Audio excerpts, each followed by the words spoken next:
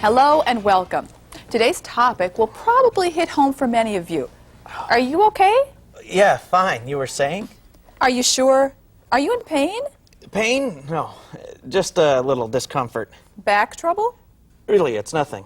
Tell me what happened. Believe it or not, I was picking up a certain well-known fashion doll that belongs to my daughter, and my back went out. I'm not a bit surprised. This sort of thing happens all the time. Really? Adults everywhere are suffering back pain and injuries due to toys thrown on the floor by child terrorists? Toys, newspapers, picking up any object can trigger a back injury, right? Wrong.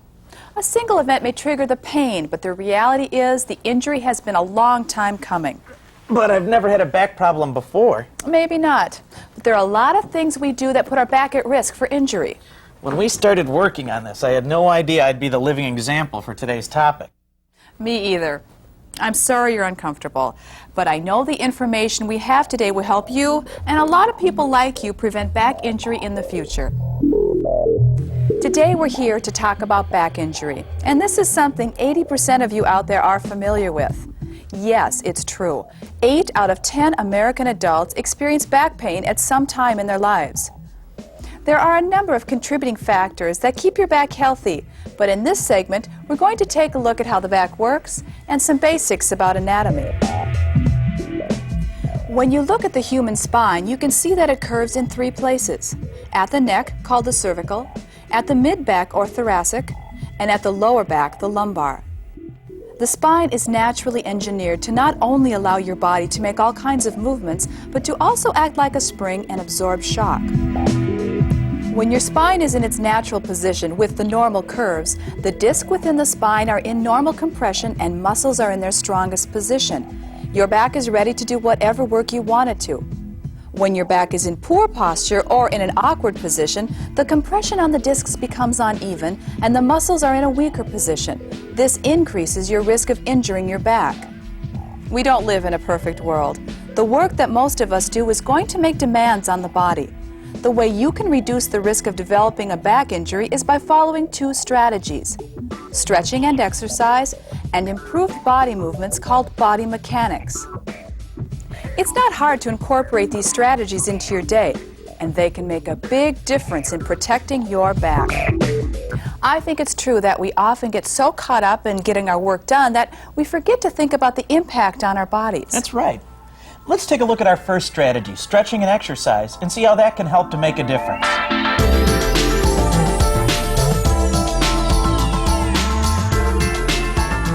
We all know how athletes prepare for competition, and this analogy is often used to relate the importance of stretching and exercise to the work you do.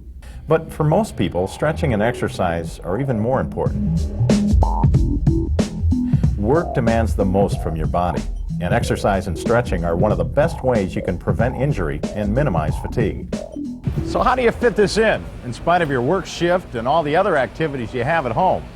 The great thing about exercise and stretching is that it doesn't take a lot to make a real difference.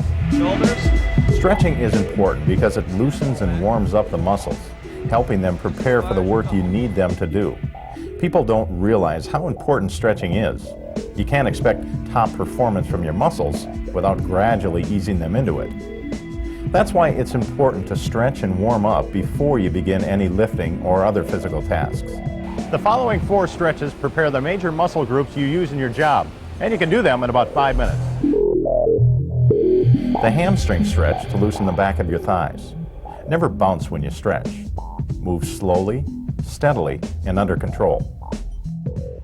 The low back stretch encourages flexibility and gets your back ready for lifting. As you stretch, continue to breathe normally and under control. Don't hold your breath. The side stretch works both your side and abdominal muscles. Remember to do the stretch in each direction. It shouldn't hurt. If you feel any pain, try not to stretch quite so far, or make sure you're using the correct technique. The quad stretch loosens your front hip and thigh muscles so your legs are ready for lifting. If you have any questions about stretching, see your healthcare professional. You should hold each position for 12 to 15 seconds and do each stretch 3 times. This may sound time-consuming, but you can easily do this whole series of stretches in about 5 minutes, and it can make a big difference in reducing your risk of injury. Regular exercise can also help. After you've been working all day, additional exercise doesn't sound very appealing. But swimming, biking, or even a short walk before or after work will increase your blood flow and energy level and help your body be ready for the physical activity your job requires. It can also help relieve stress if you've had a tough day. Again, remember that you don't need to put in a lot of time to make a difference. Stretch when you get up in the morning and periodically throughout the day. Find a time to exercise that's easy for you to fit into your daily routine. Remember to take the time to take care of yourself. Then you'll have the strength and stamina to do your work and come home healthy for the people who really need you. It's easy to forget what a difference stretching and exercise can make. That's right. And it can even help prevent injuries with activities that you do at home. And when it comes to back injuries, many times it's not what you do, but how you do it that leads to problems. That's where body mechanics comes in. Good body mechanics helps your body make physical movements without the stress and strain that can lead to injury.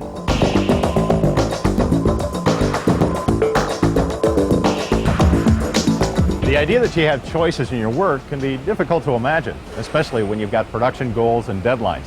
But one area where you do have a choice is how you do your work, and that's where body mechanics can make a difference. Body mechanics is based on the principle that your body is designed to make a number of movements, and how you move can make the difference between health and injury. That's why it's important to be aware of the basic principles of body mechanics and some of the factors that could put you at risk for injury.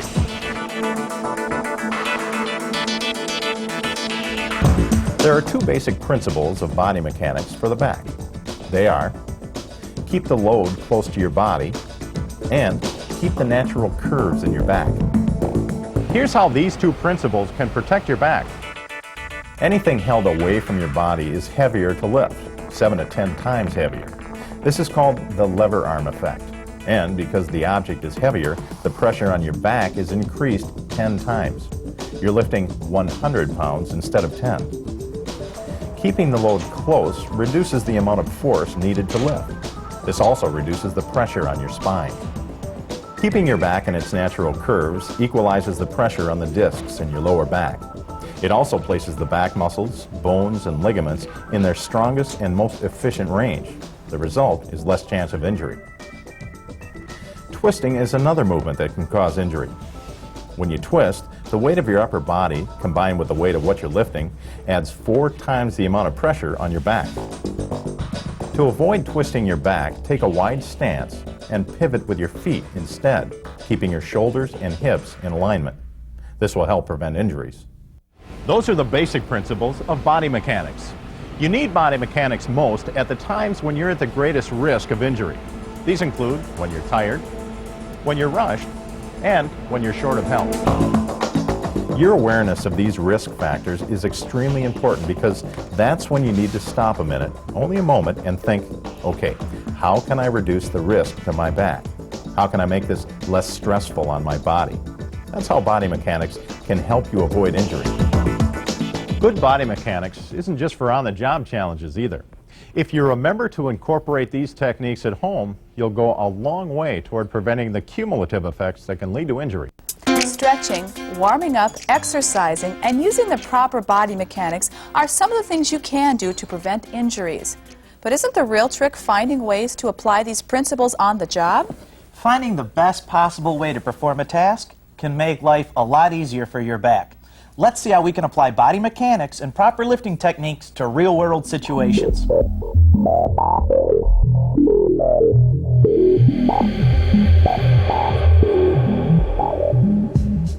Out in the real world, there are a lot of factors that affect your ability to lift and move materials safely.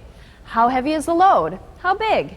Is it an awkward size? How much space do you have? It doesn't take long to evaluate the situation and to determine which technique will help you keep it close and keep the natural curves.